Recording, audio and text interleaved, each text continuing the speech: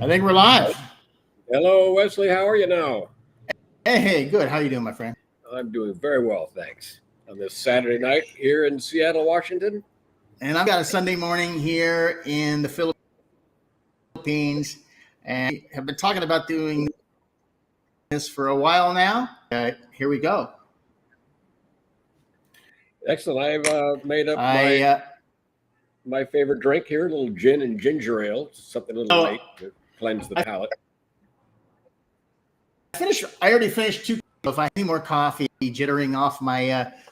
I am sitting in my virtual bar just for our topic today, which is your company. And but before we get into that, let's kind of introduce ourselves a little bit, just for the people who don't know us. Which I don't know. I'm streaming to my group, so you're streaming to your group. But in any case, there are people who don't know us. Tell us about yourself. Okay, my name is Evan Wallace. I'm the leader of Perlage Systems, a company that makes innovative bar products such as the Perlage Champagne Preservation Device, the Perlini Carbonating Cocktail Shaker, and the Physique Batch Carbonating and Bottling Machine. This is something I've been hard to work at for the last 25 years. I have backgrounds in physics. I thought of the idea when I was teaching at the University of Washington, and all these years later, we're on the market and having fun. How about you? Well, you and I go back our Microsoft days. Was it 97, 96, 97? I joined Microsoft in 96, and you were 97. You were on the dev team. Yes, right. I was the head of development for web applications. And that was the joint venture between Microsoft and NBC. So that's 20 plus years knowing each other. 24 years, 23, 24 years, 25. Classic case of the one-eyed man is king. I had actually produced one web page in my life to that point. I mean, that being the director of development for web. That actually. Okay, I'm going to get back to a story on that. I've got a story. I never told anyone this. I may have just spilled the beans. I might get fired. Oh, wait, that was 30 years ago. Okay, well, I'll do a quick introduction of who I am. Now, you're in Seattle, Washington. So we used to live mere blocks away from each other for many, many years. Yes, sir. And now I moved to the Philippines. For people who don't know, I moved to the Philippines, no longer in Seattle. It's been about 7 years now, over 7 years. And while in the Philippines here, I've done a lot of stuff. Semi-retirement mode. And then ended up COVID periods. I went to live in the jungle in a bamboo hut, created one of the largest camping resorts in Asia called El Umulufo.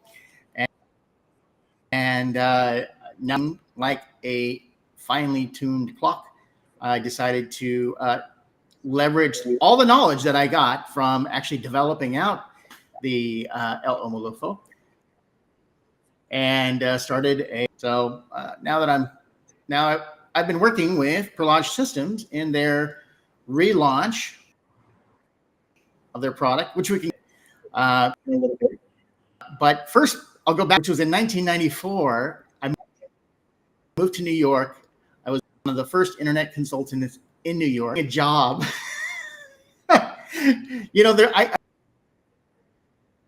I often use the 50% rule, which is if you know 50% more than from you, you are the expert.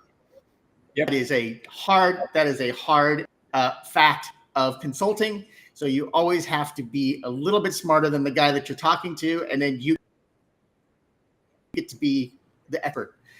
So in New York, I was studying Perl. I had written a couple of wages and this and this and that. And I get a job at this company, and he goes, how do we get this image? I want this, And I'm like, yeah, can you put the image on the page? Yeah, sure. No problem. I can put the image on the page because I'm not a programmer, right? So I said, yeah, sure, I can get the program. So I run back in my office and I flip open. I'm sitting there, href, blah, blah, blah. And I'm like trying to get the image in there. And I don't know, it took me forever to get that image. I come out of the office and I'm like, yeah, the image is on the page. No problem. Just like you asked. And he's like, wow, that's amazing. And that started my career in internet development. So, Gotta be a little bit smarter. That's right. I just had to be a little bit ahead of the game there. But so I've known Perlage Systems and you for, well, I mean, Perlage right after the Microsoft. You invented Perlage Systems, right? How did that come about?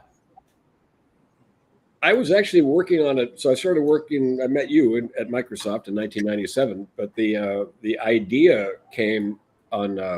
It was one of those. Rarely does a venture like this have a distinct starting point, but Perlage Systems actually has a very distinct starting point. Like, I remember the exact time of day where I was. It was New Year's Eve, 1991. 1990 turning 1991, and I was at the restaurant in the Pike Place Market called Il Bistro. Very beautiful, soft lit, romantic Italian bistro, and it was New Year's Eve, and there was a very well-known bartender who just recently passed away named Murray Stinson, who held court at Il Bistro, and we had become good friends over the years since I spent so much time at his bar. And we both had developed a love of champagne, and we actually took a couple of champagne classes together where we'd go to a class and sample champagne. So we started to get knowledgeable about it. Anyway, he said, come in on New Year's Eve. I have a huge surprise for you. So I went on New Year's Eve. I had my first seat at the bar right by the window there, and I brought my two favorite champagne flutes, and he brought out a bottle of 1986 Krug Rosé, which is, even then, was a $350 bottle. And he poured me a glass, and I said, oh my God, this is the most amazing thing I have ever tasted of any category, food or beverage. And I said, why aren't we doing this every night? And he looked at me with this characteristic very clipped speech. He said, Evan, you can't afford this on a professor's salary. Because I was teaching physics at the University of Washington at the time, and I said, well, yeah, but we're like, why couldn't I just, like, on a special occasion, like on a date or an anniversary or something, why couldn't I just come in and just have a glass of it? And he says, Evan, that's ridiculous. You can't pour a glass of a $300 bottle of champagne for somebody, because then if nobody orders, the rest of the bottle that night is flat and you have to throw it away. That's $250 of champagne down the drain. I said, well, that doesn't seem like such a big problem to solve. But surely there's a good solution for that. So I grabbed a stack of bar coasters and immediately started sketching ideas. And by around midnight, I thought I had kind of the seed of an idea for solving this problem. So I came back in the next day all hungover, and he was still there doing inventory, because it takes a long time to wrap up after New Year's Eve. And so he was still there at like 7 a.m, and I come staggering back and say, hey, could you give me some of those champagne, the stoppers you put in that you put on the top of champagne bottles? Yeah, here, take them. And he gave me a bunch of, some empty bottles and some spare parts so I could go home and play with it. And I found a Lowe's hardware store that was open on Christmas Day or on New Year's Day. It was down like Federal Way, which is like 30 miles outside of Seattle. And I drove down. I got a Schrader valve, the same one that on a bicycle wheel. Okay. Like the valve that you put up, and I somehow I got the Schrader valve stuck in the top of one of those champagne corks, and and came up with some contraption to pressurize the champagne bottle. And I thought, all right, this could work. Was that right during the Franken perlage system, where you kind of like took the PVC pipe and you like when was the Franken perlage? That was many generations. That was 4 or 5 generations of prototypes down the road, because I realized that after I realized that there was some danger to pressurizing a glass bottle, and that it really needed to have a safety shell around it. So in case the bottle exploded, it would be completely contained. What could possibly go wrong with repressurizing a glass a bottle? I actually the Schrader valve and the champagne cap thing, I actually put that into service as a prototype at Il Bistro, and then had one of those moments where you're sleeping in bed and you wake up out of like a nightmare that, oh my God, I've just created a bomb and put it in my favorite restaurants.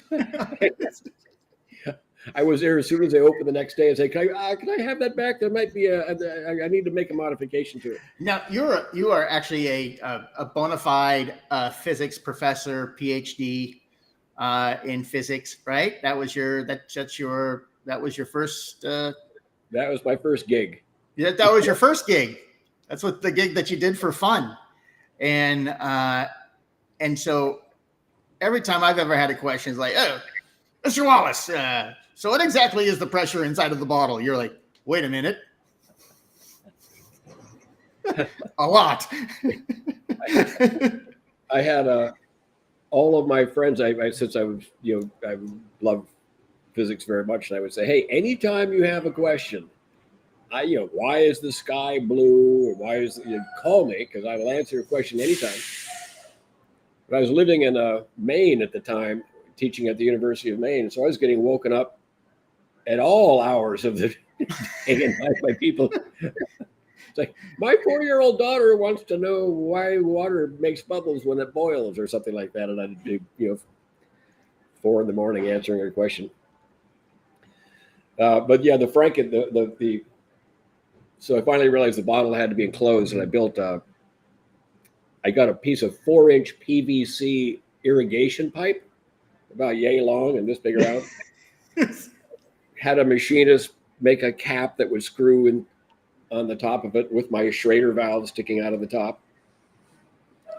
And what year was this? This is all before 3D printers and all that other sort of stuff, right? Yeah. All before that. This was. I remember the date very well. It was April 1995, and I was so proud of this. And by that, so I had this white tube, right? Okay. And it was connected to a coiled hose, which was where the CO2 went in. A coiled hose like this, which was connected to a regulator with 2 gauges on it, right, sticking off the top of the regulator, which was connected to a CO2 tank. And that's like right out of Back to the Future. I just need some money to bring this product to market, and so I set up a meeting at the Small Business Administration. And the appointed time came. It was like 1 p.m, and I had met our mutual friend and mutual colleague from Microsoft, Jim Edmonds, for coffee. Oh, yeah, Jim. Yeah. So he can help me. He's a smart guy, and he was going to help me refine my pitch to the SBA.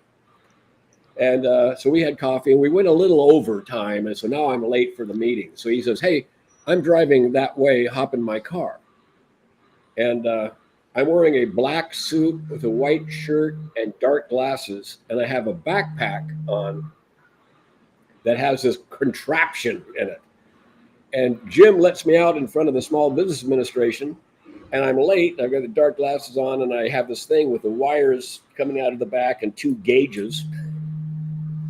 And I'm running across the plaza to the front doors of the building where the SBA is, and I burst through the front door, and there are 3 armed guards with automatic weapons, and they take me.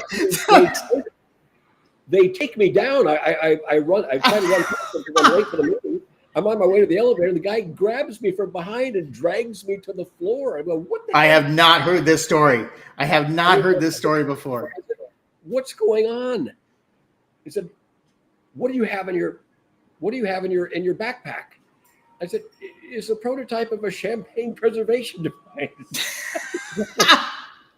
And then, what I had forgotten about this happened on the date is very important. This was April 25th, 1995.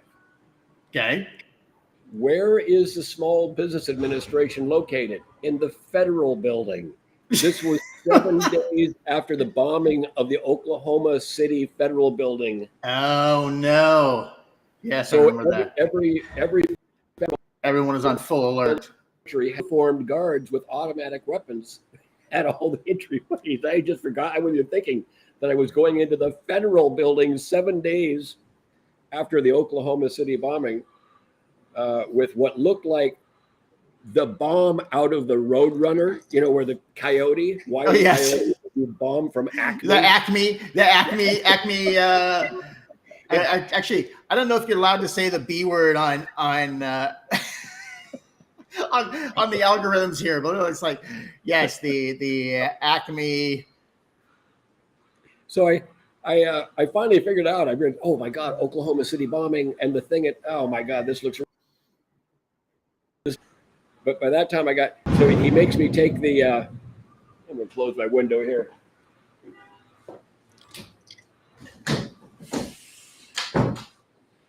This is definitely live. Summer, actually, it's General Santos here. It is warm, but certainly warm in Seattle. I am actually scheduled to arrive in Seattle, I think in less than 10 days on the 26th.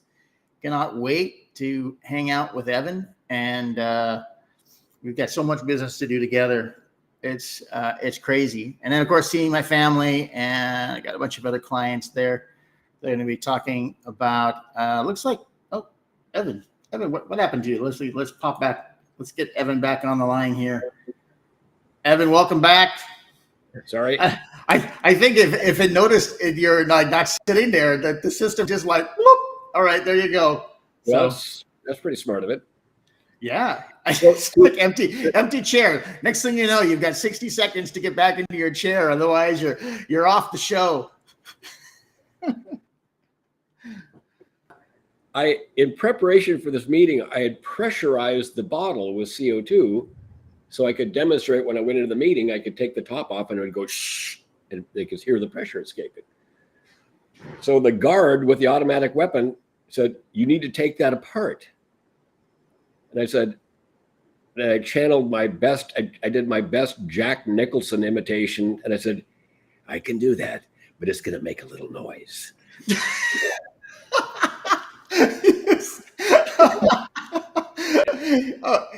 That was before they got into humor, right? Was that before their? No, they were not laughing yet. And so I kind of looked at them and went, shh, and turned the cap. And they all jumped backwards. Well played. I cannot believe I hadn't told you that story before. When that is a first time story. That is a first time story for me, for sure. I don't know why you're holding up, but it's okay. That's why we talk almost every single day, and we've been doing that for I don't know how many decades, and always are good for new stories. Jeez. Yeah, I got 100 of them. So, I've been through your various different development phases in your product iterations, your new products, the products that stemmed out from the Perlage system. Definitely, we're going to have to talk about that in a future episode because that's back in our heart of our tango days. Evan Wallace was my first tango teacher some 20 odd years ago. I remember seeing him and his partner performing on stage, and I'm like going, I remember getting to a point where I was asking Evan, we started spending a lot of time together when I started tango dancing. Tango Dance was definitely the catalyst that really brought us together. And we since then we have been traveling all over the world together and dancing and traveling all over the world. So great way to see the world. Yeah, great way to see the world. But there's some great stories there. We'll have to save that. Where are we at? We are on we got funny stories already we talked about. Okay, some of our future podcasts. So what is the intent of this? I am working with Evan here with EOL. It's Expert AI and Optimization Lab. It's a new company that I've formed here in the Philippines. We are an AI development agency combining the power of CRM through HubSpot and advanced APIs, deep learning, full stack development, design, et cetera, And I came on board to work with Evan, my very close friend, because I knew his product intimately over many decades. And the idea was like, let's bring your product to a consumer market. And it's something that we had talked about for a while. And then both of our paths just kind of crossed. I mean, you were working on a business to consumer relationship because for the last 15 plus years, you've sold tens of thousands of units. No, what was the number? You got how many units you got in the commercial space? We're in over 10,000 restaurants in 150 countries. So, wow. Okay. You probably haven't heard of the Perlage systems outside of the commercial space, but we will be talking about it. You can check out the website, but we'll be talking about it. We're going to go through the product reviews. I've got an unboxing here that we're going to be doing. You sent me a nice box full of your products. Definitely going to unbox those. We're going to walk through those hopefully before I get back to the US. So within the next couple of days. And we actually have some people here in the Philippines, some mixologists using your product. We want to bring them onto the podcast and talk about your initiative to move into Southeast Asia and use the Philippines as a distribution hub for your product. So we've got lots of things in store. And I've been working with Evan now pretty intently to launch his site. We're going to have an announcement with some big discounts coming up. You want to say what kind of discount you're gonna offer? 50%, baby. Woo! Okay, so those won't come back anytime soon. 50% off your product. That is the lowest price ever on your product. And so there's a home version, a commercial version. We're just now in the last stage of development and test to launch that campaign. And lots of fun stuff in store. Yeah, I think this is just to reiterate what you said. We have been primarily a business-to-business company for the first 15 years of our operation, selling primarily to the champagne producers and champagne distributors like Dom Perignon. Our very first order was 1,000 units to Dom Perignon, who then distributed.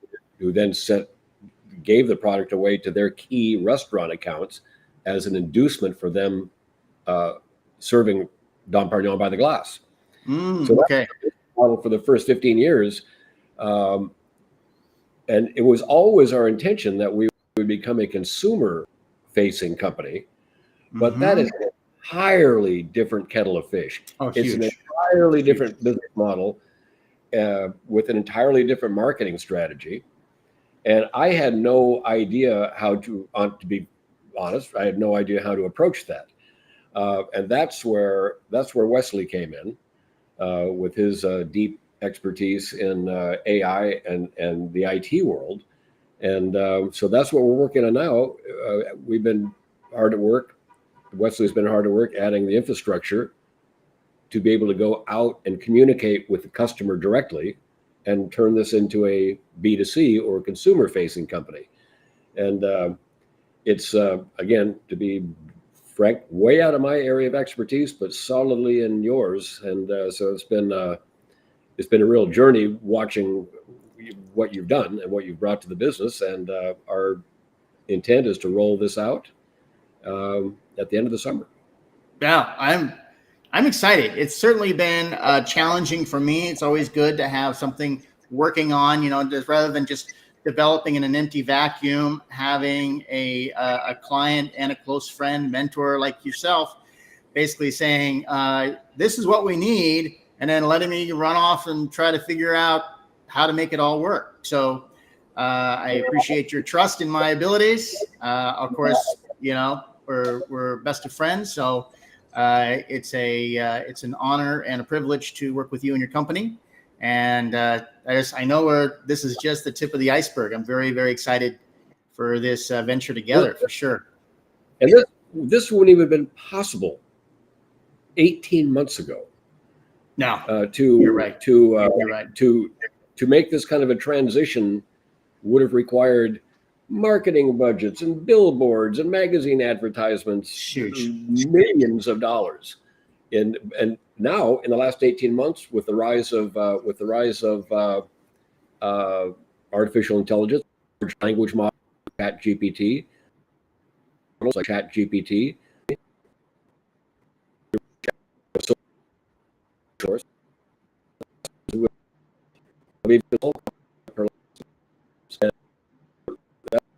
expertise that you brought to the table is knowing it's been fun. I've learned more in the last 3 months than in the previous 3 years combined, for sure. So yes. It's been fun. Your work. You're on the cutting edge of a revolution that will be, I was going to say,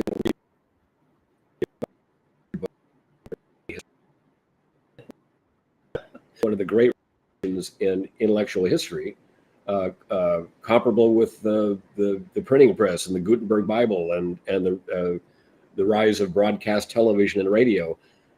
This is huge, and we're living through it. We're watching it happen in real time. It's very, very exciting. What? That is actually a real story in and of itself. We'll have to sit there and talk about some of the things that we've done. Like, I remember doing the photography, the original product photography, and sadly, as good as I think I am, that's a legend in my own mind, we were able to recreate some stuff on AI that literally blew me away. I'm like, in order to get a shot like this in the studio would have taken way more resources and way more people than we had back then. And I'm not ashamed to say it. It is so incredibly powerful that, I'm excited. I know I have a number of friends and colleagues who are very afraid of this revolution in artificial intelligence, for the possibility that it will displace people from jobs, and it will. But what it will do is simply allow us to work smarter, more efficiently, to do things that, like, the images are a great example. The images are a really good example. Without the ability to generate those images using AI, I just wouldn't have used the images. It's not like I put a photographer out of business. I wouldn't have hired the photographer. I wouldn't have had the resources to hire a photographer to get those shots. So it's not like I didn't take money out of anyone's hands by using those AI generated images. It just gave me a better product. It gave us a better product as we were putting together the website. Yep. The thing is I am a photographer.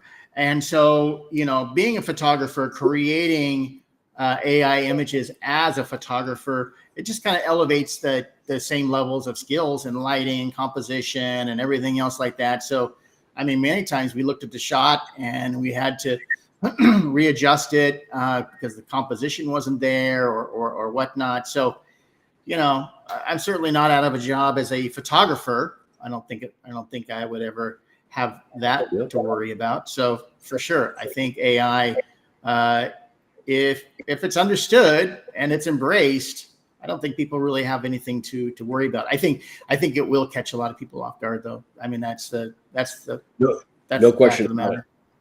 No question about it. But I think it's going to be I'm not a alarmist like Elon Musk. I don't think it poses an existential danger. I think it just gives us a whole new set of tools to become more efficient. I think this will usher in a revolution in.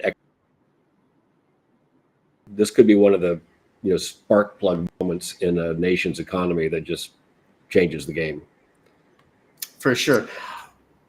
I will save this for our next episode. Maybe we'll actually talk about that Elon Musk brain thing going in,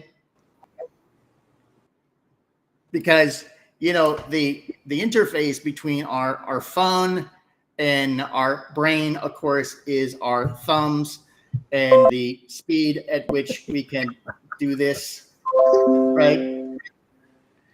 So I am full on into the AI architecture. For me, it's just exciting. Sometimes I can't even sleep at night. All right. Well, what do we have? Follow you on Evan Wallace and PerlageSystems.com. We've got your Facebook link here is Perlage Systems, Facebook/PerlageSystems.com. You got a lot of stuff coming on there. Follow it, like it, subscribe to it, that sort of thing. Also on YouTube, we're streaming this. So like and follow, ring the bell notification, somewhere right in there. We'll probably do some short form of this and repost this in some reels and such like that. And you can follow me. My name is Wesley Kronick, and I am with EOL, Expert AI and Optimization Lab, where we get a chance to work with great companies like Perlage Systems to help them re-strategize and embrace AI moving forward. Evan, any final words? Great, my brother. Let's do this more often. All right. Sounds good. All right. Until next time, take care, and thanks for tuning in. Farewell from Seattle. All right.